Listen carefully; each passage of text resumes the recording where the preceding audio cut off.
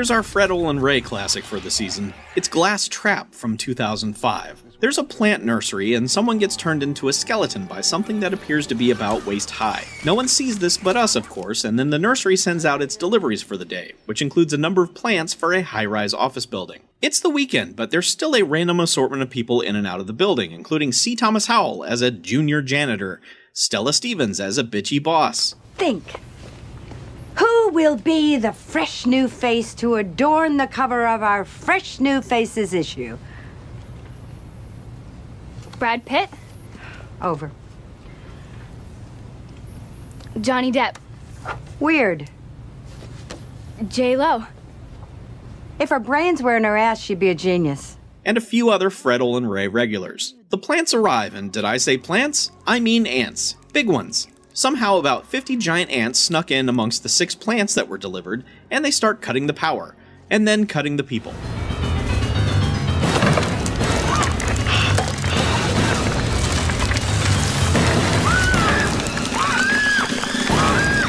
Meanwhile, one of the dudes in the building is doing some hacking or some stealing or something, but via a DVD player that's on the computer desk, which I believe is impossible. C. Thomas Howell interrupts him to clean the office, and...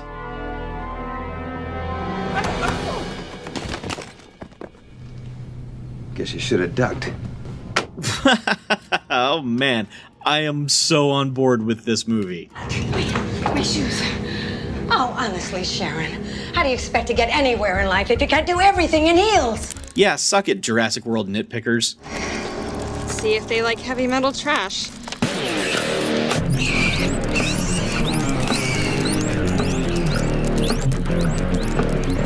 Well, if I know anything about ants, it's that they hate heavy metal music, or whatever this is. Around the hour mark, things seem like they might be wrapping up, and that's when an expert is called in. The Karate Kid's Martin Kove. Ants. That's it. That's why they brought me all the way out here. For some goddamn ants. Well, sir,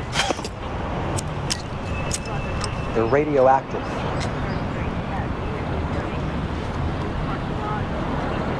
Radioactive. Highly. You know, that's more like it, soldier. Show me some ants. You bring your key to this place? No. Good thing that I brought mine.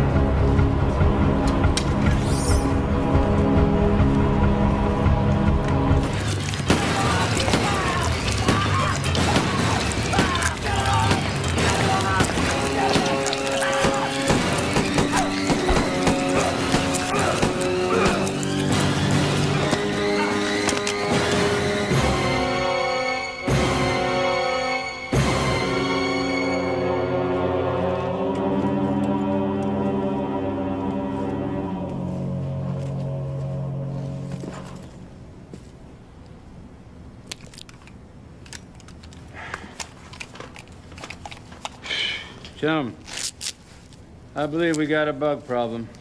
Okay, Martin Kove might be the worst agent.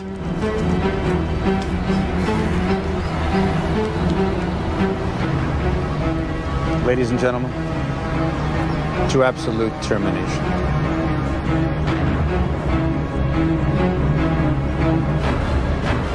Start the countdown.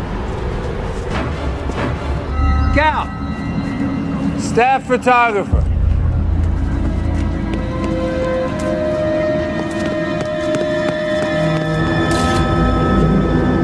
There are a lot of quaint CG ants in Glass Trap, but also occasionally an actual $10 ant puppet is used, and so that's nice.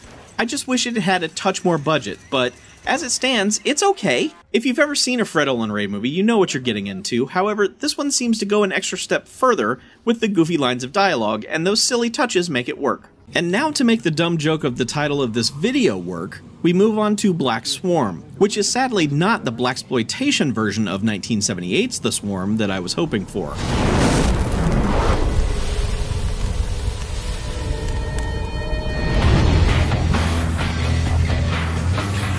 That's literally how you want to start your movie? Oh man.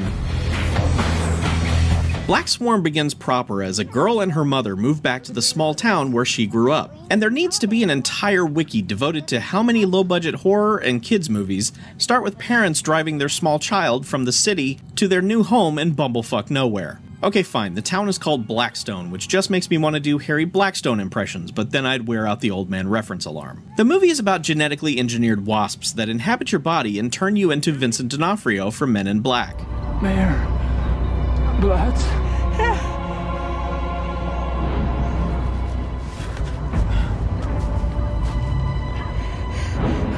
Mayor.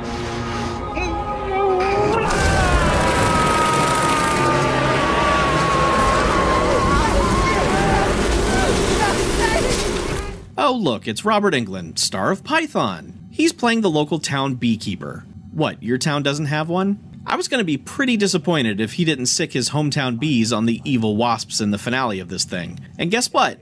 I was pretty disappointed, because he's actually the man creating the evil wasps. Although he's pretty good-natured about it all and not some kind of evil madman. So yeah, it's a CG nightmare bug movie, but the most horrific thing about this film is the really uncomfortable pseudo-love triangle with the dead twin from the intro, the alive twin and current town pest control guy, and the woman who dated them both, and apparently left one at the altar for the other one. The kid doesn't know that her dead dad has a twin brother, so that gets really awkward. And then as it turns out, the kid is actually the alive twin's daughter, so this mom had some serious issues in high school. The third act goes all government conspiracy bullshit on us, and I really didn't care for that. But there's a good healthy dose of Robert Englund, and if that's your thing, you might get some value out of Black Swarm. I do like how much of the score sounds like someone blowing bubbles in their milk with a straw, though.